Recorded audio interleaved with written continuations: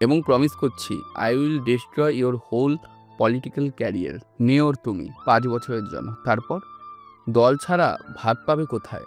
রাজনীতি একটা নোংরা নর্দমা শামিন। এখানে নামলে চুপচাপ দাঁড়িয়ে থাকতে হয়, নড়াচড়া করলে গন্ধ ছড়ায়, বিষাক্ত গন্ধ। আলো হুট করে ফোনটা কেটে দিয়ে শামিনের দিকে তাকায়, কাঁপা কাঁপা গলায় বলে, তো মেয়র সাহেব কি সিদ্ধান্ত নিলেন? বউকে নিয়ে মাপ চাইবেন? দলে নিজের পজিশন টিকিয়ে রাখতে কত নেতা তো নিজের বউকে বড় নেতার বিছানায় পর্যন্ত পাঠায়। আপনি না হয় মাফি চাইবেন? হ্যালো। ধমকে ওঠে শামিন। আলো কাঁপা কাঁপা গলায় বলে, সকালের অপেক্ষায় আছি আমি। একটু একটু করে যার প্রতি আস্থা জন্মেছে আমার মনে, যাকে নিজের অনুভূতির রক্ষক ভাবতে শুরু করেছি, আমিও দেখতে চাই সে কি স্টেপ নেয়। তার কাছে নিজের পজিশন বড়, নাকি একটা অসহায় তুচ্ছ নির্দোষ মেয়ের ন্যায় বিচার দেখতে চাই আমি।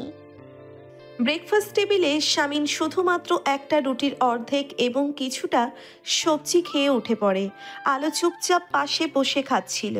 শামিনকে দেখে বলে, কফিটা খাবেন না? ইচ্ছে করছে না, তুমি খাওয়া হয়ে গেলে ঘরে এসো, কথা আছে। আলো শামিনের মুখের দিকে তাকিয়ে থাকে। শামিন উঠে চলে যায়। কি কথা আছে? শামিন কি তাকে ওই কবির আলমগীরের কাছে ক্ষমা চাইতে নিয়ে যাবে বলে সিদ্ধান্ত নিয়েছে? খাবারটা আলোর গলা দিয়ে নামে না আর। হাত ধুয়ে উঠে পড়ে। দ্রুত পায়ে সিঁড়ি ভেঙে উপরে চলে যায়। ঘরে শামিন বিছানায় চুপচাপ বসেছিল। আলোকে দেখে বলে, চলো। আলো অস্ফুট স্বরে বলে, কোথায় যাব? শামিন উঠে দাঁড়ায়। ওয়ালেটটা পাঞ্জাবির পকেটে ঢুকিয়ে নিয়ে মৃদু স্বরে বলে, কবির আলমগীরের বাসভবনে। আলো শামিনের দিকে তাকিয়ে থাকে। শামিন আলোর দিকে এক পলক তাকিয়ে বলে, তৈরি হও। আপনি আপনি শেষে? কাঁপা কাঁপা গলায় বলে আলো। চুপ হয়ে যায়। শামিন বলে, এত কথা না বলে তৈরি হও, এরপরে থানায় যেতে হবে আমাদের। কি করবেন? মাপ চাইয়ে থানায় গিয়ে আমার স্টেটমেন্ট উঠিয়ে নেবেন? আমি সেদিন রাতে কিছু দেখিনি, কিছু শুনিনি, সব মিথ্যা। শামিন আলোর দিকে তাকিয়ে বলে। রেডি হও। আলো দীর্ঘ সময় ধরে শামিনের দিকে তাকিয়ে থেকে অভিমানী গলায় মৃদু স্বরে বলে, চলুন, আমি তৈরি। গাড়িতে আলো নিশ্চুপ হয়ে বসে থাকে, দৃষ্টি সামনের দিকে রেখে। শামিন আর চোখে আলোর দিকে এক পলক তাকায়। গাড়ি কবির আলমগীরের বাসভবনের গেট দিয়ে ভেতরে প্রবেশ করে। লিভিং রুমে কবির আলমগীর তার দলীয় সদস্যদের নিয়ে বসেছিল। দারোয়ান এসে কানে কানে বলে, স্যার, ইয়াসার মির্জা তার ওয়াইফ নিয়ে এসেছে। কবির আলমগীরের মুখে হাসি ফোটে। দলের কর্মীদের দিকে তাকিয়ে গদগদ হয়ে বলে, দেখেছো কত বাধ্য আমার পোষ্য শামিন। তোমরা শুধু শুধু ওকে নিয়ে টেনশন করো। তারপর দারোয়ানের দিকে তাকিয়ে বলে, যাও, ওদের এখানে আসতে বলো। শামিন আলোর হাত ধরে হাঁটছে। আলো অভিমানী দৃষ্টিতে শুধু তার স্বামীকেই দেখছে। মানুষটাকে কি সে ভুল চিনল? তবে এতটাই ভুল? শামিনকে দেখে কবির আলমগীর একটা প্রশস্ত হাসি দেয়। শামিন আলোর হাত ধরে দাঁড়িয়ে আছে। কবির আলমগীর বলে ওঠে, শামিন, নাস্তা করেছো? তোমার আন্টি আজ মটন ভুনা আর পরোটা করেছে, তুমি আসবে বলে। খেয়ে দেখো, তারপর নিজেদের মধ্যে সমঝোতা করব। এসো, বৌমাকে নিয়ে এসো। সমঝোতা মানে? শামিন ঠান্ডা গলায় জানতে চায়। কবির আলমগীর শামিনের দিকে তাকিয়ে বলে ওঠে, এই কদিন যা পাগলামি করেছো তার জন্য মাফ চাইতে হবে। অনেকটা ইমেজ নষ্ট হয়েছে আমার। কে মাফ চাইবে? তোমার বউ। শামিন বাঁকা হাসি হেসে বলে ওঠে, মাফ? আমার বউ কারো কাছে মাফ চাইবে না? আলো শামিনের দিকে মাথা তুলে তাকায়। কবির আলমগীর শীতল চোখে তাকিয়ে আছে। শামিন বলতে থাকে, না, আমার বউ কারো কাছে মাফ চাইবে না, স্টেটমেন্ট উঠিয়ে নেবে। ও যা দেখেছে শুনেছে সবটা সত্যি, ও সেভাবেই সাক্ষী দেবে। তুমি কিন্তু। বললাম না আমার বউ কারো কাছে মাফ চাইবে না? কথা কি কানে যায়নি? চেঁচিয়ে ওঠে শামিন। দলীয় কর্মীরা সবাই আতঙ্কিত মুখ নিয়ে শামিন ইয়াসারের হিংস্র মুখটার দিকে তাকিয়ে আছে। জাবের তেরে আসে, দাঁত খিচিয়ে বলে, ওখানেই দাঁড়িয়ে যা, পুঁতে ফেলবো আমি। থমকে বলে ওঠে শামিন। জাবির দাঁড়িয়ে পড়ে। শামীন কবির আলমগীরের দিকে তাকিয়ে তেজি কণ্ঠে বলে ওঠে, আমার বউ তার স্টেটমেন্ট ফিরিয়ে নিয়ে মাফ চাইবে না, কারণ মেয়েটির সন্ধান পাওয়া গিয়েছে। আপনার গুণধর ভাগ্নের গাজীপুরের ফার্ম হাউস থেকে উদ্ধার করা হয়েছে তাকে। মেয়েটা বর্তমানে পুলিশ হেফাজতে, আর 10 মিনিটের মধ্যে পুলিশ আসছে আপনার ভাগ্নেকে অ্যারেস্ট করতে। কবির আলমগীর জাবিরের দিকে তাকায়। জাবির মাথা নিচু করে দাঁড়িয়ে আছে। শামীন কবিরকে বলতে থাকে, কি যেন বলেছিলেন কাল রাতে? দল থেকে বের করে দেবেন, হ্যান করবেন, ত্যান করবেন। আপনার নামে তো কেস ফাইল হচ্ছে আঙ্কেল, আগে নিজের গতি সামলান। কিছুক্ষণ চুপ থেকে শামীন বলে ওঠে, নিয়ে যাচ্ছি আমি আমার বউকে দিয়ে পুনরায় সাক্ষী দেয়াতে। কারো বুকের পাঁটা থাকলে সে যেন স্বামীর বউকে কিছু করে দেখায়। কবির আলমগীর উঠে দাঁড়িয়ে যায়। শামীন আলোর হাত ধরে যেভাবে টানতে টানতে নিয়ে এসেছিল সেভাবেই টানতে টানতে নিয়ে চলে যায়। পুরো রাস্তায় আলো শামীনের দিকে তাকিয়ে ছিল। শামীন গম্ভীর মুখে ড্রাইভ করছিল। থানায় গিয়ে লিখিত বক্তব্য দিয়ে বেরিয়ে সোজা বাড়িতে যায় তারা। ঘরে ঢুকে দরজা বন্ধ করে শামীন আলোর দিকে তাকায়। গম্ভীর কণ্ঠে জানতে চায় শামীন, কি ভেবেছিলে বউকে দিয়ে মাফ চাওয়াবে স্বামী নিয়ে স্যার? আলো চুপ করে থাকে। শামীন বলতে থাকে, আমার ভেবে খারাপ লাগছে তুমি এটাই বিশ্বাস করেছিলে? কাল রাত থেকে ঠেস মেরে মেরে কত কথা শুনিয়েছ আমায়। সরি। আলো অস্ফুট স্বরে বলে ওঠে। শামীন ধমক দিয়ে বলে, কিসের সরি? দুম করে যা মুখে আসবে বলে দেবে, তারপর আবার সরি? দরকার নেই তোমার সরির।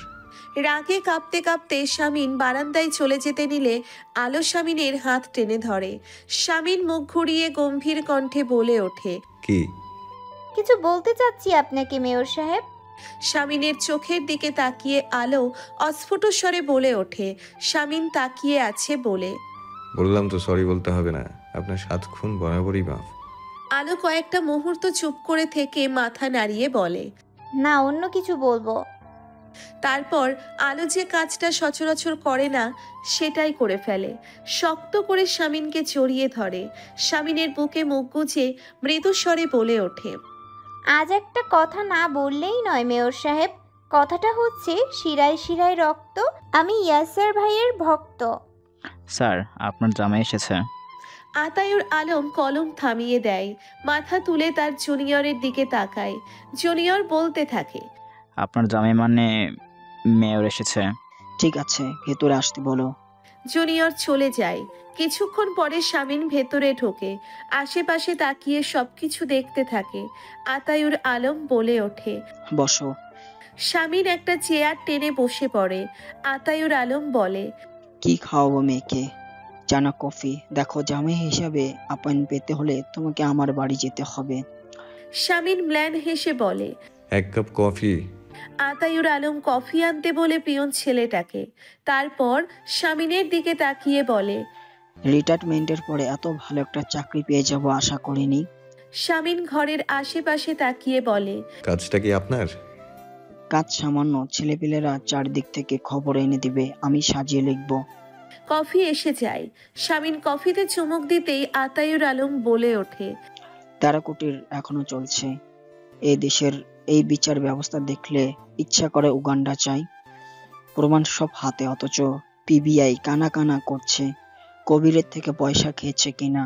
যাই হোক, ওর পদত্যাগটা আমাকে শান্তি দিয়েছে। এখন তোমার চাচার মতো কানাডায় যাওয়া ছাড়া আর কোনো গতি নেই। তা ইলেকশন নিয়ে কিছু ভাবলে মাসখানেক হয়ে গিয়েছে।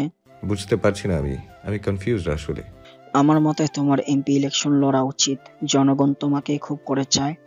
একটু থেমে আতায়ুর আলম বলতে থাকে, তুমি রাজনীতির জন্য উপযুক্ত, আমি উপযুক্ত এই সব লেখালেখিতে। সবাইকে সব জায়গায় মানায় না। আমার নির্বাচন করার সিদ্ধান্তটা ভুল ছিল। শামীন চুপ। আতায়ুর আলম বলে ওঠে, যাই হোক, একটা গুরুত্বপূর্ণ কথা বলতে চাই তোমায়।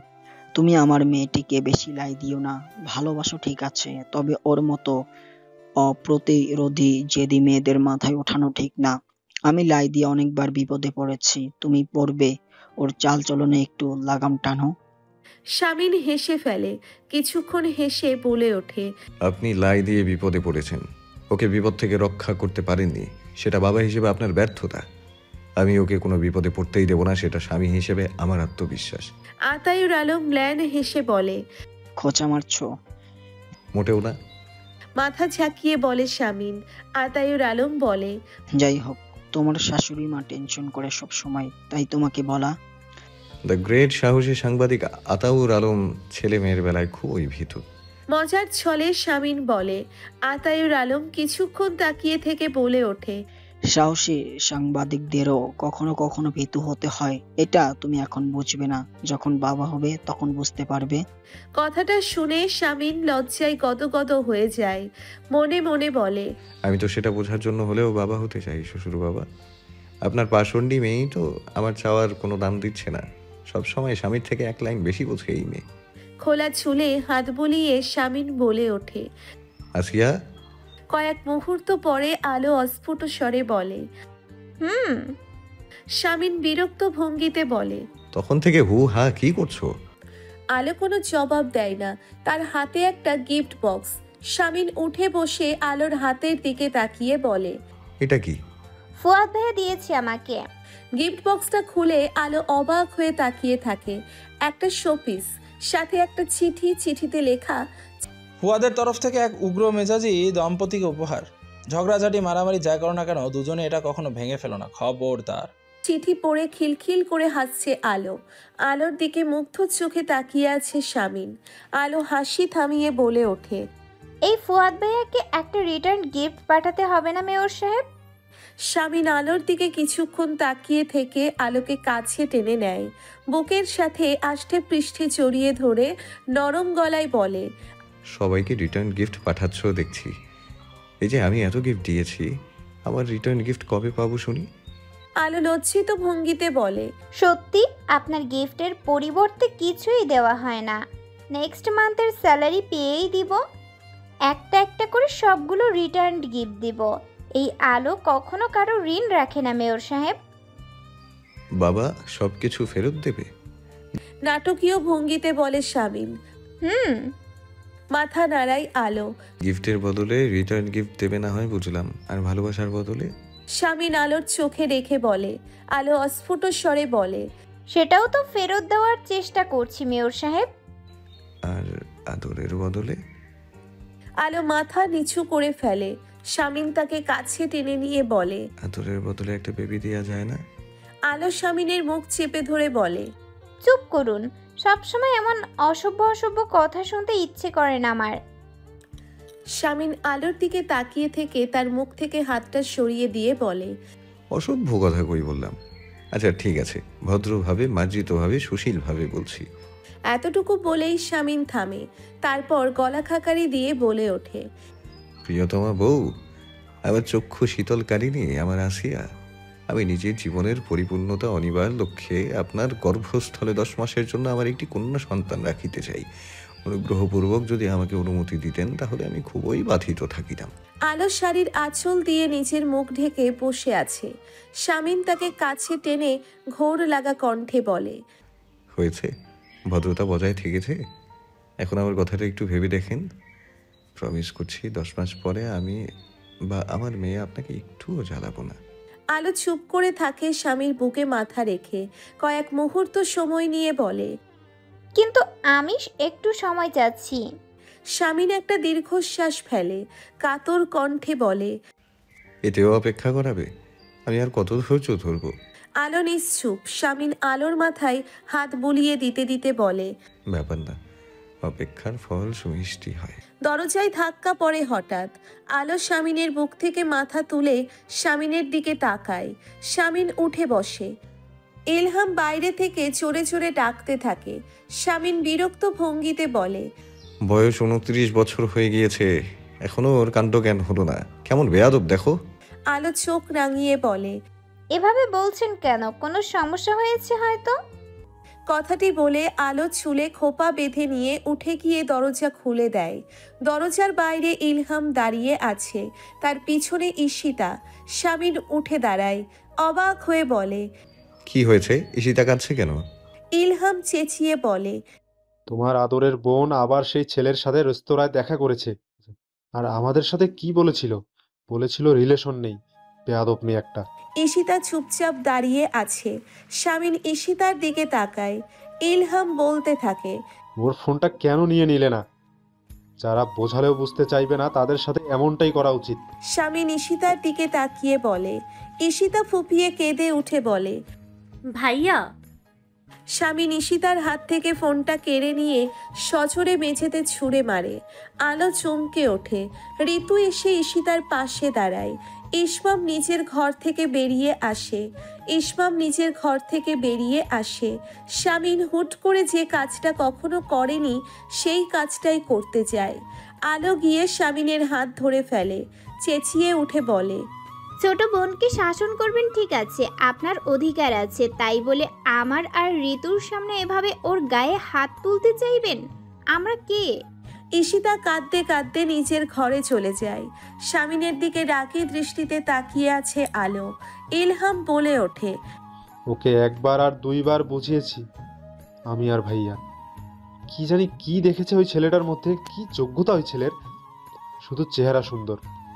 আলো ইলহামের দিকে তাকায়। স্বামীন বলে ওঠে, ফোন দে, ওই ছেলেকে ডেকে আন। কতটা সাংঘাতিকভাবে এত বড় একটা মেয়ের ব্রেইন ওয়াশ করেছে নিজের সিম্পলিসিটি দেখিয়ে। খুবই প্রো লেভেলের লোক। ওর সাথে আমি বোঝাপড়া করতে চাই। ইসমাম এগিয়ে এসে বলে, ভাইয়া, ছেলেটার সাথে আমি পার্সোনালি কথা বলেছি, আমার খারাপ মনে হয়নি। স্বামীন কটমট দৃষ্টি দিয়ে ইসমামের দিকে তাকায়। রাগী গলায় বলে, তুই মানুষ চিনিস? মানুষ চিনলে তো আজ কোনো মেয়ে তোকে ঠকিয়ে যেত না। তুই চুপ কর। আলো মাথা নিচু করে ফেলে। ইসমাম কয়েক মুহূর্ত স্বামীনের দিকে তাকিয়ে থেকে চলে যায় নিজের ঘরে। স্বামীন দ্রুত পায়ে নিজের ঘরে ঢোকে। আলো স্বামীনের পিছু পিছু যায়। বিছানায় একপাশে চুপচাপ বসে পড়ে স্বামীন। কপালে চিন্তার ভাঁজ পড়েছে তার। আলো এগিয়ে গিয়ে রাগী গলায় বলে, এটা তখন কি করতে যাচ্ছিলেন আপনি? হ্যাঁ, আমরা ঈশিতাপুর ভাবি হলেও ঈশিতাপুর থেকে বয়সে ছোট, ঋতু তো অনেকটাই ছোট, আমাদের সামনে ওর গায়ে হাত তুলতে যাচ্ছিলেন? স্বামীন চুপ করে থাকে। আলো পাশে বসে বলে, সমস্যা কোথায়? ওই ছেলের মধ্যে সমস্যা কি? শিক্ষিত, দেখতে শুনতে ভালো, এখন তো মোটামুটি ভালো চাকরিও করছে, সব দিক থেকে ভালো। ছেলে গরিব পরিবার থেকে উঠে এসেছে, এটাই আপনার চোখে বেঁধছে, তাই তো? আচ্ছা, আমি বুঝলাম না, আপনারা গরিব পরিবার থেকে মেয়ে বিয়ে করে আনতে পারলে ঈশিতা আপু কেন পারবে না? সামাজিক অবস্থান শুধু ছেলেদেরই উঁচু থাকতে হবে, ডমিনেট করতে সুবিধা হয় যাতে। স্বামীন আলোর দিকে তাকিয়ে বলে, আমি তোমায় ডমিনেট করেছি? আলো মাথা নাড়ায়। মুখ ফসকে এমন একটা কথা বলে ফেললো, এখন এই লোক খেপে গেলে সে কি করবে? স্বামীন উচ্চবাচ্য না করে উঁচু গলায় বলতে থাকে, আবেগে কথা বলবে না আলো। বোনটাকে চিরকাল আদরে রেখেছি। ওর এক একটা প্রসাধনী সামগ্রীর দাম জানো? সে কিভাবে মানিয়ে নেবে সবকিছু? এখন আবেগের বসে বুঝতে পারছে না। আলো তাকিয়ে আছে স্বামীনের দিকে, ক্ষণ বাদে বলে ওঠে, সে তো ছোট বাচ্চা মেয়ে নয়, মানিয়ে নিতে হবে ভেবেই তো পা বাড়িয়েছে। এই আলো, প্লিজ চুপ করো। এটা বাংলা নাটক নয়, বাস্তববাদী হও। আবেগে কথা বলো না। অবশ্য তোমাকে বলে লাভ কি? তোমাদের এই বয়সটাই আবেগের। কি? ভাইয়া শান্তকে ডেকেছে কেন? কিসের জন্য? বিছানায় উপর হয়ে শুয়েছিল ঈশিতা। উঠে বসে আলোর দিকে তাকায়। তার ঘরে আলো, ঋতু আর পরি। ঈশিতা পুনরায় চেঁচিয়ে বলে ওঠে, কেন কেন ডেকেছে? শান্ত হও ঈশিতা আপু, বড় ভাইয়া সম্ভবত কথা বলার জন্যই ডেকেছে। পরি নিচু স্বরে বলে। ঈশিতা উঠে দাঁড়ায়। ঋতুর দিকে তাকিয়ে বলে, তোমরা জানো না কেন ডেকেছে? তোমাদের দুজনের স্বামী বলেনি? ঋতু মাথা নাড়ায়। আলো বলে, সম্ভবত কথা বলতেই ডেকেছে। ভয় পেও না, তোমার ভাইয়া উল্টাপাল্টা কিছু করবেন না। আলো স্বামীর সাফাই গাইতে শুরু করে। ঈশিতা একবার আলো আর একবার ঋতুর দিকে তাকিয়ে বলে, তোমাদের স্বামীদের আমার বিশ্বাস নেই, নিশ্চয়ই মারবে বলে ডেকেছে।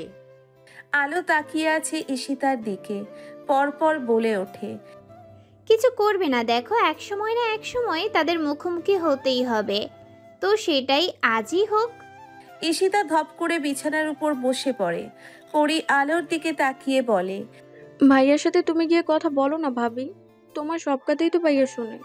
আলো পরির দিকে তাকিয়ে বলে, বলেছি, আমি কথা বলেছি, আমিও চাই তারা সামনাসামনি হোক, তোমরা চিন্তা করো না, বাড়াবাড়ি কিছু হবে না, আমি হতে দেব না। ধীরে ধীরে ঘরের দরজা ঠেলে ভেতরে ঢোকে আলো। ঢুকেই দরজা চাপিয়ে ঘুরে দাঁড়ায়। শামিন খালি গায়ে আলমারিতে কিছু একটা খুঁজছিল। আলো বলে, কিছু খুঁজছেন? আমার ব্ল্যাক শার্টটা কোথায় রেখেছো? এখানে তো সব তোমার শাড়ি দেখতে পাচ্ছি। আলো এগিয়ে গিয়ে ব্ল্যাক শার্ট বের করে শামিনের হাতে দেয়। শামিন আলোর দিকে এক পলক তাকিয়ে শার্টটা হাতে নিয়ে বলে, খেয়েছে তোমার ননদ? আলো মাথা নাড়ায়। শামিন শার্টটা গায়ে চাপিয়ে বলতে থাকে, না খেলে না খাক। ইসমাম আর ঈশিতা এই দুটো এত জেদি হয়েছে, ওদের বলে দিও ওদের থেকে আমার জেদ কোনো অংশে কম না। আলো এগিয়ে গিয়ে শামিনের ঘনিষ্ঠ হয়ে দাঁড়িয়ে তার শার্টের বোতাম লাগিয়ে দিতে দিতে আহ্লাদি গলায় বলে, শুনুন না। শামিন আলোর কথার সুর শুনে আলোর দিকে কয়েক পলক তাকিয়ে একই সুরে বলে, বলুন না। আলো শামিনের চোখে চোখ রাখে, তারপর নরম গলায় বলে, আপনি শান্ত ভাইয়াকে মারবেন না তো ডেকে আনিয়ে? শামিন আলোর দিকে তাকিয়ে থাকে। কিছু সময় পরে বলে ওঠে, কিছু প্রশ্ন করব, উত্তরগুলো ঠিকঠাকভাবে দিতে পারলে ভালো, নয়তো। আলো চমকে ওঠে। শামিন কথাটা খুবই কঠিনভাবে বলেছে। গেটের ভিতরে পা রাখতেই শান্ত এদিক ওদিক তাকায়। শান্তি নীরের দারোয়ান রিয়াজ দূরে একটা চেয়ারে বসে তার দিকে কপাল কুঁচকে তাকিয়ে আছে। শান্ত দাঁড়িয়ে পড়ে। রিয়াজ ভাই, একটু ভেতরে গিয়ে বলে দেবেন শান্ত এসেছে। ইয়াশার মির্জা আমাকে ডেকে পাঠিয়েছেন। রিয়াজের দিকে তাকিয়ে বলে। শান্ত ধীর পায়ে এগিয়ে যায় শান্তি নীরের সদর দরজার দিকে। সবাই তার জন্য অপেক্ষা করছে, মানে সবাই বলতে কারা? দরজা ঠেলে ভিতরে ঢুকে করিডোর পেরিয়ে লিভিং রুমের দিকে পা বাড়াতেই শান্ত চুপচাপ দাঁড়িয়ে পড়ে। শামিন তার দিকে শীতল দৃষ্টি দিয়ে তাকিয়ে আছে। বাড়ির মেয়ে বউরা দোতলা থেকে উঁকি দিয়ে দেখছে ঈশিতা চুপচাপ দাঁড়িয়ে আছে তার আতঙ্কিত মুখটা নিয়ে। আলো ঈশিতাকে ফিসফিসিয়ে বলে, টেনশন নিও না, উল্টাপাল্টা কিছু আমি হতে দিব না। ইয়াসার মির্জার মুখোমুখি আমি হব। অন্যের বোনকে তুলে এনে বিয়ে করতে পারে আর নিজের বোনের জন্য ভাইবা বোর্ড বসায়। দুমুখ সাপ কোথাকার। শান্ত ভাইয়াকে কিছু বললে আজ আমি ওনার সাথে বোঝাপড়া করব। শামিন শান্তর পা থেকে মাথা পর্যন্ত দেখে। শান্ত গলার টায়ের নট ঠিক করে দেয়। অফিসের ফর্মাল পোশাকে এসেছে। তাকে কয়েক পলক দেখে নিয়ে সামনে বলে ওঠে, ঠিক 4টার সময় থাকার কথা ছিল, তুমি তো 10 মিনিট দেরি করে এলে। শান্ত কোনো জবাব না দিয়ে আশেপাশে দেখতে থাকে। সে স্তব্ধ হয়ে গিয়েছে পুরো। লিভিং রুমে শামিন, ইলহাম, ইসমাম ছাড়াও রয়েছে জামিল, ফুয়াদ, রাহাত, আরাফ, রনি, সবুজ, তৌফ এবং দলের সব ছেলেরা। সবাই শান্তর দিকে শীতল চোখে তাকিয়ে আছে। শামিন শান্তর হতভম্ব দৃষ্টি দেখে বলে ওঠে, ঈশিতা শুধু আমাদের 3 ভাইয়ের বোন না, ওদেরও বোন। ওরাও তোমার সাথে কথা বলবে। শান্ত চোখ ঘুরিয়ে ঘুরিয়ে কিছুক্ষণ দেখে একটা ঢোক গিলে নেয়। রূপকথার গল্পে সে 7 ভাই চম্পার কথা শুনেছে, কিন্তু তার পারুলের এতগুলো চম্পা ভাই সে বুঝতে পারেনি। এরা তাকে এখন কি করবে? ভাবি, শান্ত ভাইয়ের মুখটা দেখো, প্রচন্ড ঘাবড়ে গিয়েছে। উৎকণ্ঠা নিয়ে ঋতু নিচের দিকে তাকিয়ে বলে। আলো শান্তর দিকে তাকিয়ে আছে। আল্লাহ জানেন আজ কি হতে চলেছে। ইয়াসার মির্জার এত শীতল ভাব তাকেও চিন্তিত করছে। শান্ত শামিনের দিকে তাকিয়ে নিচু গলায় তাকে সালাম দেয় শুরুতেই। শামিন সালামের উত্তর দিয়ে তাকে পুনরায় বলে, তুমি 10 মিনিট লেট। ঠিক জ্যাম ছিল রাস্তায় ভাইয়া। নিচু গলায় বলে শান্ত। আছে, বসো। শান্তকে বসার নির্দেশ দিয়ে শামিন বসে পড়ে। অন্যরাও সবাই বসে পড়ে। শান্ত তার মুখোমুখি বসে থাকা মানুষটাকে খুঁটিয়ে খুঁটিয়ে দেখছে। যতটা বাজে আচরণ করার কথা সে করছে না। কেমন থমথমে হয়ে আছে মুখটা। লিভিং রুমের প্রত্যেকে তাদের পাঞ্জাবি কিংবা শার্টের হাতা গুটিয়ে রেখেছে। কি করার প্রস্তুতি নিচ্ছে তারা? মারবে নাকি শান্তকে? কিন্তু তার জন্য তো ইয়াসার মির্জা একাই যথেষ্ট। এত লোকের কি দরকার? শামিন শান্তর দিকে তাকিয়ে বলে, পানি খাবে? চোখের চশমা ঠেলে শান্ত মাথা নাড়ায়। তৌফ 1 গ্লাস পানি এগিয়ে দেয় শান্তর দিকে। গ্লাসটা খালি করে শান্ত এদিক ওদিক তাকায়। ঈশিতাকে কোথাও দেখতে পাচ্ছে না সে। কি করছে এখন সে? বাংলা সিনেমার মতো আটকে রেখেছে নাকি তাকে ঘরে? শামিন শান্তর দিকে তাকিয়ে বলে, তোমার সম্পর্কে বিস্তারিত কিছু কখনোই জানা হয়নি। জেনেছি ভালো পড়াও, মেধাবী, এতটুকুই। পুরো নাম কি? সোহানুল ইসলাম শান্ত। নিচু স্বরে জবাব দেয় শান্ত। শামিনের পাশ থেকে ফুয়াদ বলে ওঠে, দেশের বাড়ি কোথায়? বরিশাল। আগের থেকেও নিচু স্বরে বলে শান্ত। জামিল পাশ থেকে চেঁচিয়ে শামিনকে বলে ওঠে। শান্ত অবাক চোখে তাকিয়ে আছে জামিলের দিকে। শামিন জামিলকে থামিয়ে দিয়ে শান্তকে বলে, তোমাকে আমি এখন কিছু প্রশ্ন করব। প্রশ্নের উত্তরগুলো যদি আবার মন মতো হয় তাহলে আমি বিবেচনা করব আমার বোনকে তোমার সাথে বিয়ে দেবো কি না। শান্ত একটা ঢোক গিলে নেয়। চাকরির জন্য ইন্টারভিউ দিতে দিতে শেষ, এখন প্রেমিকার ভাইদের কাছেও ইন্টারভিউ। শামিন ইলহামের দিকে তাকিয়ে বলে, তো কিছু জিজ্ঞেস করতে চাইলে কর। ইলহাম কপাল কুঁচকে বলে, আমার কিছু জিজ্ঞেস করার নেই, তুমি যেটা জিজ্ঞেস করবে ওটাই আমার জিজ্ঞাসা। শামিন ঘুরে ফুয়াদ আর দলের ছেলেদের দিকে তাকায়। সবাই শামিনের দিকে তাকিয়ে আছে। শামিন মাথা ঘুরিয়ে শান্তর দিকে তাকিয়ে কিছু বলতে যাবে, তখনই তৌফ বলে ওঠে, ভাই আমি একটা প্রশ্ন করতে চাই। সবাই তৌফের দিকে তাকায়। শামিন বলে ওঠে, আচ্ছা কর। শান্ত তৌফের দিকে তাকিয়ে আছে। তৌফ কণ্ঠে গাম্ভীর্য এনে শান্তকে বলে ওঠে, আপনার চশমার পাওয়ার কত? শান্ত অবাক চোখে তৌফকে দেখতে থাকে। দোতলা থেকে পড়ি উচ্ছ্বাস শব্দে খিলখিলিয়ে হেসে ওঠে। সবাই দোতলার দিকে তাকাতেই আলো পরীর মুখ চেপে ধরে আড়াল করে দাঁড়ায়। পরীর মাথায় গাঁটটা মেরে বলে, ইয়াসার মির্জা এমনিতেই ক্ষেপে আছে, এসব করো না। ইসমাম মাথা তুলে অবাক চোখে পরীর বাচ্চা সুলভ আচরণ দেখে। শুধু শুধু ওই মেয়েটাকে সে অস্বাভাবিক বলে না। শামিন তৌফের এমন বেহুদা প্রশ্নে রাগান্বিত হয়ে তাকায় তৌফের দিকে। শামিনের দৃষ্টি দেখে তৌফ মিইয়ে যায়। মিনমিন করে বলে, না মানে চোখের অবস্থা তার জানতে জিজ্ঞেস করেছি ভাই, ভবিষ্যতে কানা হয়ে গেলে আমাদের ঈশ্বর বিপদ। শান্ত সবাইকে দেখতে থাকে। আজ এখানে তার ধোলাই হবে কিনা সে নিশ্চিত না, কিন্তু এরা সবাই যে তার মানসম্মানের পিণ্ডি চটকাবে এই ব্যাপারে কোনো সন্দেহ নেই। শামিন গলা খাকারি দিয়ে বলে ওঠে, আমার বোনকে পছন্দ করেছো কেন? সুন্দরী এবং বড়লোক বাড়ির মেয়ে, এই দুটো কারণ বাদে কোনো কারণ থাকলে বলো। শান্ত 2 মিনিট চুপ করে থেকে বলে ওঠে, সে খুবই কাইন্ড হার্টেড এবং বোকা। শামিন বলে, এক্স্যাক্টলি, আমার বোন বোকা। আর তোমাদের মতো মধ্যবিত্ত শ্রেণীর ছেলেদের কাছে সুন্দরী, ভালো মানুষ, বোকা, বড়লোক মেয়েরা হচ্ছে একটা জ্যাকপট। ওই যে ওকে দেখেছো, ও আমার বন্ধু ফুয়াদ, খুবই বড়লোক পরিবারের ছেলে। ওর বড় আপুও ভালোবেসে তোমার মতো একজন মধ্যবিত্ত পরিবারের ছেলেকে বিয়ে করেছিল, যারা আপুকে সব সময় মই হিসেবেই দেখেছে। আলো দোতলার রেলিং ধরে কপাল কুঁচকে নিচতলার লিভিং রুমে শামিনের দিকে তাকিয়ে আছে। খুবই বিরক্ত হচ্ছে সে তার মেয়র সাহেবের উপরে। এই লোকটা অবিকল বাংলা সিনেমার বড়লোক চৌধুরী সাহেবদের মতো আচরণ করছে। সে ঈশিতার দিকে তাকিয়ে বিরক্ত ভঙ্গিতে বলে, তোমার ভাইয়া কি বাংলা সিনেমা দেখতেন প্রচুর? পরি বলে ওঠে, ঠিক বলেছো ভাবি, হয়তোবা দেখতে। দেখো কেমন গম্ভীর্য নিয়ে দাঁড়িয়ে আছে, চৌধুরী সাহেবদের মতো, শুধু গায়ে স্যুট আর হাতে পাইপটা নেই। আচ্ছা শান্ত ভাইয়ের এখন কি বলা উচিত ভাইয়াকে? চৌধুরী সাহেব, আমি গরিব হতে পারি কিন্তু লোভী নই, এই ডায়লগটা আমার। কথাটি বলে পরি নিজেই হাসতে থাকে। শান্ত চুপ করে দাঁড়িয়ে থাকে। শামিন বলে ওঠে, ভেবো না আমি তোমায় অপমান করছি, আমি শুধু আমার ধারণাটা তোমাকে জানালাম, এবং এখন পর্যন্ত কেউই আমার ধারণা ভুল প্রমাণ করতে পারেনি, তাই আমি আমার বোনকে নিয়ে চিন্তিত। জি, বুঝতে পেরেছি। শান্ত অস্ফুট স্বরে বলে। শামিন বলে, আমার বোন চিরকাল তার পরিবারের লোকজনের কাছ থেকে স্বার্থহীন ভালোবাসা পেয়েছে, এবং ও যা অন্যদের দিয়েছে তাও নিঃস্বার্থ। সেখানে বড় ভাই হিসেবে যদি দেখি কেউ আমার বোনটাকে ক্যালকুলেট করে ভালোবেসেছে, তাহলে আমার তাকে মেরে ফেলতে ইচ্ছে করবে। শান্ত নিশ্চুপ।